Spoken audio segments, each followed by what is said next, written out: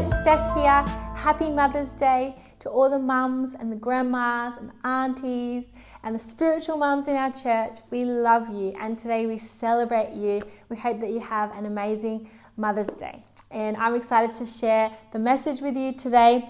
We're continuing our Heroes of the Bible series, learning from them how to walk on the ancient path. And the verse for our church for this year is Jeremiah 6:16.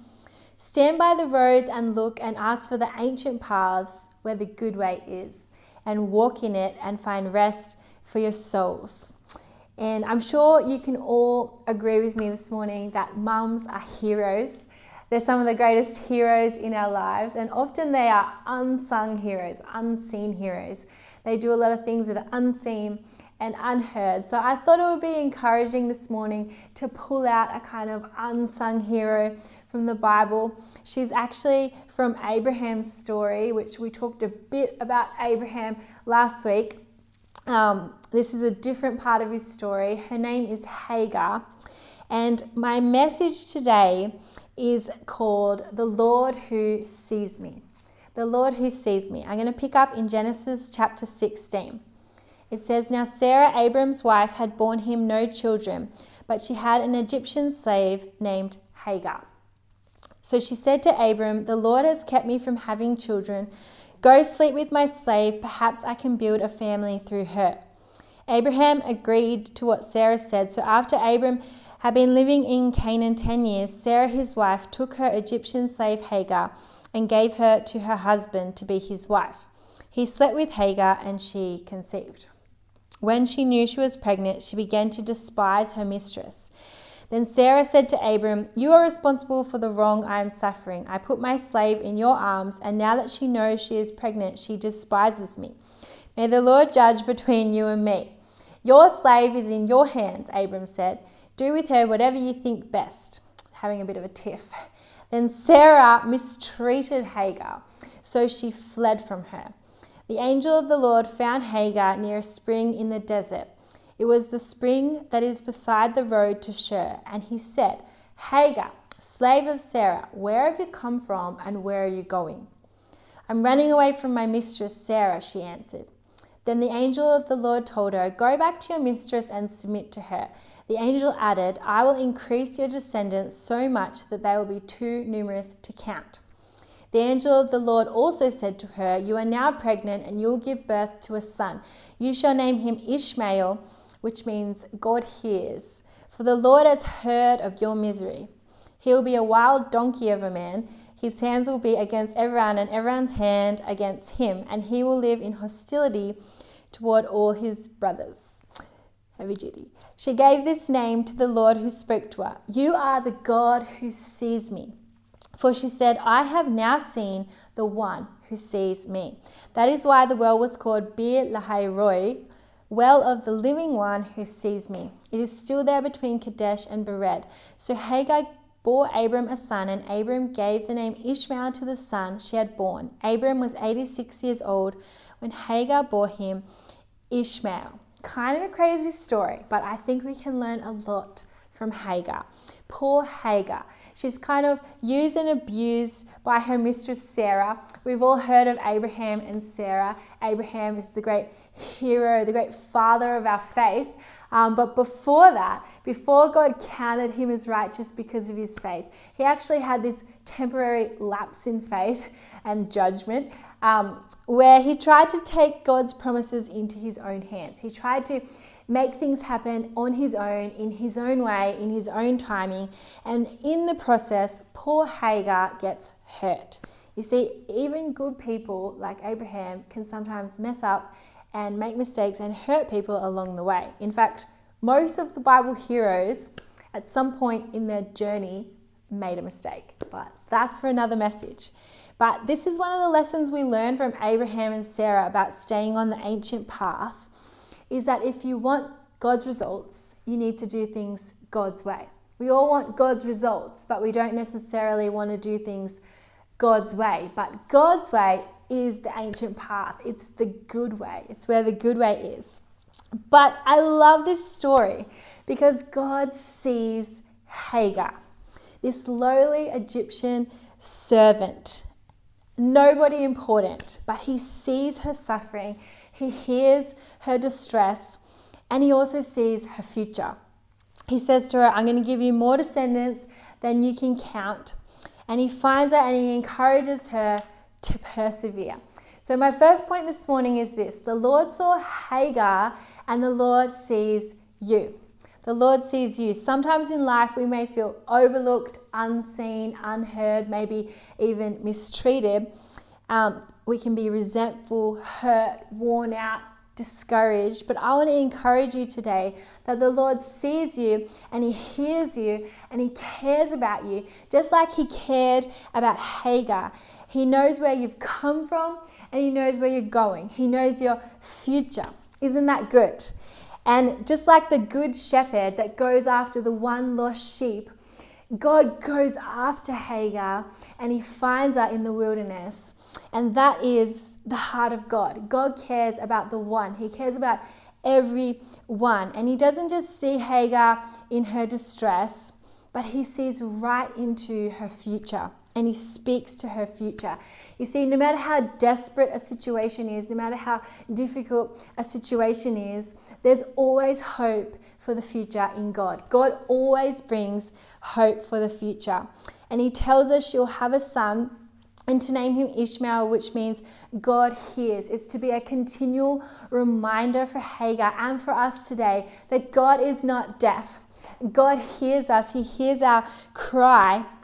And so Hagar gives us one of the names for God in the Hebrew Bible, El Roi, the Lord who sees me. He sees my past, my present, and my future. That's who God is. He is the Lord who sees me. And there's another place in the Bible where we see this name for God mentioned. It's in the famous Psalm of one of the great heroes of the Bible, King David, in Psalm 139. Maybe you've heard of Psalm 139. And in this Psalm, David's talking about how God knows him and God sees him. In verse 13, he says, "For you created my innermost being. You knit me together in my mother's womb. I praise you because I am fearfully and wonderfully made. Your works are wonderful. I know that full well. My frame was not hidden from you when I was made in the secret place, when I was woven together in the depths of the earth." Verse 16, your eyes saw. The Hebrew here is El Roi, the Lord who sees me. Your eyes saw my unformed body. All the days ordained for me were written in your book before one of them came to be. Isn't it incredible to think about that God knows us, that he sees us. Before we were even born, God saw us. He saw all the days of our life ahead of us. God has a great plan for your life. That is not just a Christian cliche that preachers say. That is who God is. He is El Roi, the Lord who sees me. He sees all the days of your life. He sees your future. And he has a good plan for your life. The Lord saw Hagar and David. The Lord sees you. My second point is this: the Lord sees the heart. And I want to follow for a moment now with David's life. We'll come back to Hagar. And there's another example in David's life where we see that God sees him. In 1 Samuel 16, God's seen that the king Saul, the king of Israel, has become proud. And God rejects him, and he sends the prophet Samuel to anoint a new king of Israel, and he sends him to the house of Jesse. In 1 Samuel 16, verse 6, it says, "When they arrived, Samuel saw Eliab," that's David's oldest brother, "and he thought, surely the Lord's anointed stands here before the Lord. But the Lord said to Samuel, do not consider his appearance or his height, for I have rejected him. The Lord does not look at the things people look at. People look at the outward appearance, but the Lord looks at the heart." Then Jesse had all his other 7 sons pass before Samuel. But Samuel said, "The Lord has not chosen these." So he asked Jesse, "Are these all the sons you have?" And Jesse said, "There's still the youngest. He's out tending the sheep." And we know that was David. The Lord saw David's heart and he chose him to be the new king of Israel. The Lord sees us, but he doesn't just see what we're going through, he sees our hearts. He knows us, the real us. You know, my daughters are the fussiest banana eaters you'll ever meet. One day I'll buy 5 bananas and they'll eat them in that afternoon, all gone. Then the next day I'll buy 10 bananas and they'll sit on the kitchen bench rotting for 3 weeks. Every mum can relate to that, I'm sure. But they don't just look at the outside of the banana. The skin of the banana can be perfect, yellow, look great, but they care about the inside of the banana. Is it the perfect ripeness? Is it the perfect softness? They don't like to see any of those black seeds in the middle. They're so fussy about that. And so it can be really hard going shopping, trying to know what to look for, because on the outside the bananas can look good, but on the inside they can be bad. And you know, in our world today, everyone wants to be seen and heard. Everyone is concerned about their image and creating the outward appearance of a perfect life for people to see. Everyone wants to be recognized and praised and rewarded for the good things they do. But guess what? God doesn't look at any of that. God sees straight through all that, and he sees the real us. He sees our hearts. You know, Jesus spoke about this very pointedly in the Sermon on the Mount in Matthew chapter 6. He says in verse 1, "Be careful not to practice your righteousness in front of others to be seen by them. If you do, you will have no reward from your Father in heaven. So when you give to the needy, do not announce it with trumpets as the hypocrites do in the synagogues and on the streets to be honored by others. Truly I tell you, they have received their reward in full. But when you give to the needy, do not let your left hand know what your right hand is doing, so that your giving may be in secret. Then your Father who sees what is done in secret will reward you."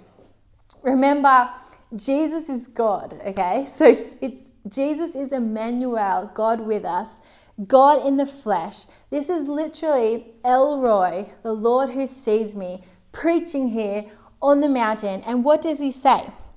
He says, don't strive to be seen and to be praised by men. Rather know that your Father in heaven sees you, the real you. He sees your heart.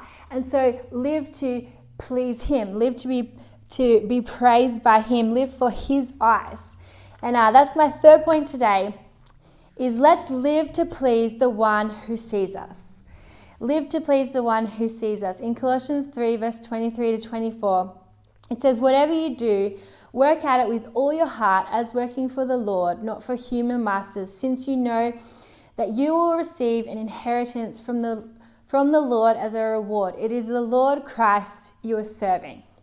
The Colossian church was composed mostly of Gentiles. In the letter to the Colossians, Paul writes about how slaves should do their work for their masters and how masters should treat their slaves, because slavery was a harsh reality of the Roman Empire. And these slaves that were here at Colossae, they couldn't change their circumstances. There's a famous quote by Jewish Holocaust survivor Viktor Frankl. He says, "Everything can be taken from a man but one thing, the last of human freedoms, to choose one's attitude in any given set of circumstances, to choose one's own way." You see, these slaves at Colossae couldn't change their circumstances. They were slaves. But Paul encourages them to work to serve the Lord in all that they do and to please him, because he sees them, because God sees them. And that's the ancient path. You know, it's often not a glorious path, but it's a path of obscurity. Hagar, she knew that the Lord saw her, and so she trusted him. She obeyed God and went back to her mistress Sarah and continued to serve her. Hagar never did anything particularly great for God. She didn't build an ark or take on an army, but her revelation of God was recorded in the Torah and went on to influence the rest of the Bible heroes and now encourages us today. I think David was influenced by Hagar. He could definitely relate to her, unseen by his brothers and father, literally unmentioned as a son by his father when Samuel came to visit, mistreated by Saul and forced to flee. From the time David was anointed king by Samuel to when he actually became king is estimated to be about 15 years. He spent at least 7 of those years in utter obscurity, running and hiding from Saul, who was trying to kill him. But in his season of obscurity, he realized he was seen by God. He wrote Psalm 139, which we now have today. You see, David knew the Lord saw him, which is why he feared God and refused to kill Saul, when by chance one day Saul came into the cave where David was hiding.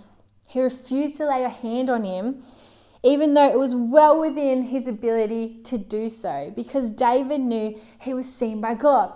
And so he wanted to please God in everything he did. Did he ever make mistakes? Yep. All the Bible heroes did. But he had a heart to want to please God. He knew God saw him, and so he had a heart to want to please God. You know, the modern world is one giant fishbowl of people trying to be seen. But the ancient path is one of obscurity.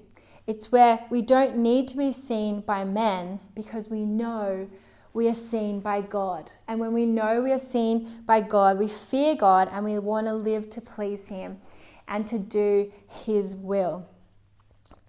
We want to please him and do his will. God saw Hagar and David, and God sees you. God sees the heart. Let's live to please the one who sees us. That's what walking on the ancient path is. It's living to please the one who sees us. And I just want to give a final encouragement to all the mums today on Mother's Day. Whatever you do, Paul says, whatever you do it for the Lord. And to all the mums, can I encourage you? It is the Lord Christ you are serving. What an incredible privilege to raise these little lives and nurture these precious souls that God's given to us. And there are many things that go unseen. Many things that go unseen. But the Lord sees you. The Lord sees you and he knows you. And he has a great future for you and for your kids. And so be encouraged and trust him. And in everything that we do, let's live to please him and have a heart to want to please him. I hope that's encouraged you this morning. And I just want to pray to finish and pray that that word would be planted in our hearts this morning. God, I thank you that you love us, that you care about us. You care about everyone, just like you cared about Hagar. You care about each of us and you know us and you see us, God. You see us. You saw us before we were even born. All the days ordained for us were written in your book. And God, I just thank you that you have a great future and a great plan for all of us. And I pray today, wherever people are watching this, that you just encourage them right now in their situation. Maybe they can't change their situation, God, but they can live to please you in that place. And I pray, God, that you just encourage all the mums today, encourage them that what they're doing is amazing, that they're heroes and that they're raising up these amazing lives and impacting the next generation, God. And I just pray that you would help us to apply this message to our life in Jesus' name. Amen. Amen. Well, wherever you are, be encouraged. And if you'd like to join us on Sunday, we meet every Sunday, 10 a.m. at Vardy's Road Public School.